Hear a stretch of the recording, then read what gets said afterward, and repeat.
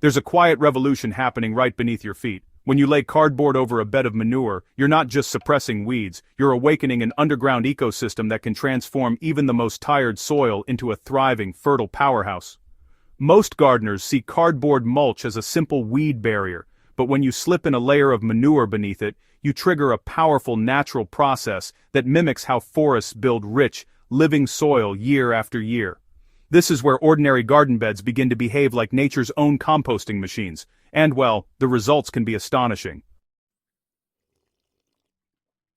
When manure sits beneath cardboard, it becomes a slow-release bioreactor of nutrients. The cardboard acts like a breathable lid, allowing just enough air and moisture in while trapping heat and microbial activity below. This creates a microclimate where decomposition happens faster and more efficiently than it would in open air. As the cardboard softens with rain or irrigation, soil microbes, fungi, and earthworms move in. The manure below provides a steady source of nitrogen, and the carbon in the cardboard balances it perfectly.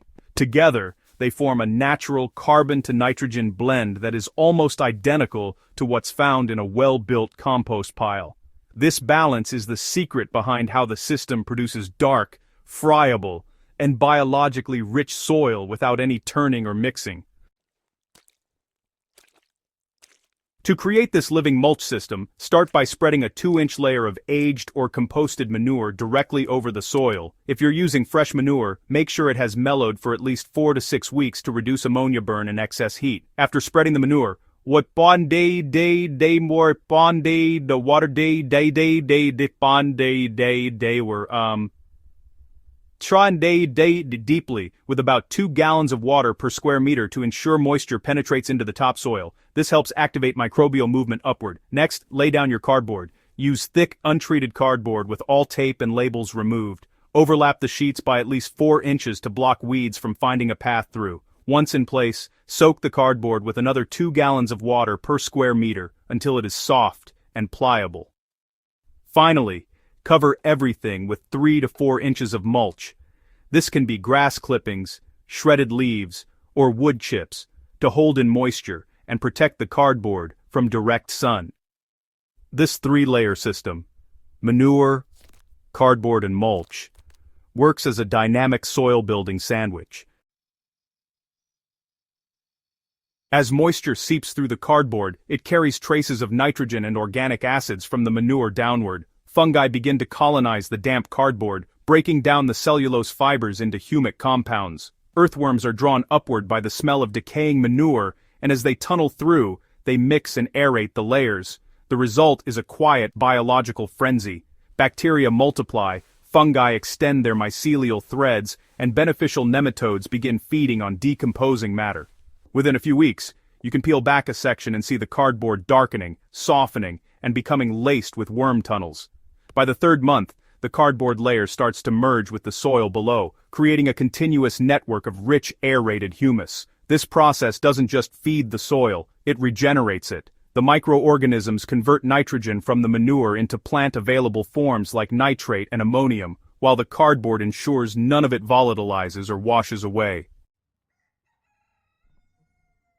Manure under cardboard doesn't release nutrients all at once. Instead, it acts as a timed nutrient capsule, feeding plants slowly throughout the growing season. The cardboard delays rapid leaching and locks in the nitrogen cycle where it's most useful, right in the root zone. Over time, the cardboard itself turns into organic matter, adding even more carbon to the soil and improving its structure. The result? Softer soil, higher moisture retention, and a surge in earthworm activity. Plants rooted above these layers grow sturdier, with deeper roots and more resilience during dry spells. It's not uncommon for gardeners to notice a visible difference: greener foliage, stronger stems, and earlier flowering within just one season. Traditional weed barriers suffocate the ground, but cardboard does the opposite. It suppresses weeds while letting life breathe underneath. The manure layer heats up slightly as microbes break it down, and this warmth discourages weed seeds from sprouting. Meanwhile, the cardboard blocks sunlight, cutting off photosynthesis for existing weeds. But as it decomposes, the cardboard doesn't leave the soil sterile. Instead, it passes the torch to living organisms that continue enriching the ground long after the cardboard is gone. Within a year, the barrier you once laid to stop weeds becomes part of the soil itself. invisible but deeply influential. Spring and fall are, honestly, the best seasons to build this system. The mild temperatures and frequent moisture really accelerate decomposition and microbial growth. In hot climates, it helps to water the system every week during dry periods to keep the process alive. Avoid compacting the area during setup. Oxygen flow is, crucial for microbial respiration and worm activity. If you're working with sandy soil, the manure layer helps hold nutrients that would otherwise leach away. In heavy clay, it improves porosity, making it easier for roots to penetrate. Either way, the transformation is long-lasting. Once established, this method can maintain soil fertility for years with minimal input. Don't use glossy or printed cardboard. The inks and coatings can contain chemicals that hinder microbial activity. Avoid raw, unaged manure from animals fed with antibiotics or dewormers, as these can disrupt soil biology. And never seal the system too tightly with plastic or impermeable coverings. This deprives microbes of oxygen and leads to sour, anaerobic conditions. Also, resist the urge to lift the cardboard too soon. The process depends on stability. Every time you disturb it, you interrupt the underground balance that nature is building for you. Traditional composting requires constant turning, aeration, and moisture management. Layering manure under cardboard, however, allows nature to do the work right where it matters most, in the soil. Instead of hauling compost back and forth, you're building it in place, directly under your garden beds. This no-turn, no-dig approach mirrors the way leaf litter and animal droppings accumulate naturally in forests, feeding life continuously and efficiently. Over time, the process doesn't just enrich the soil, it rebuilds the soil web. You'll see more fungal growth, healthier root systems, and even reduced pest issues, since healthy soils naturally balance microbial populations.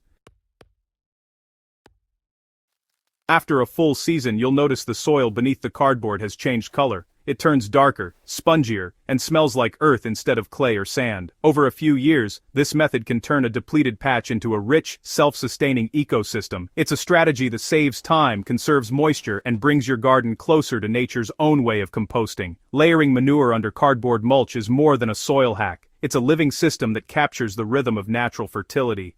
Once you set it up, the soil takes over, transforming raw materials into a thriving bed of life beneath your plants. If you've ever wanted to build soil that feeds itself season after season, this is where it begins. Right between a sheet of cardboard and a shovel of manure.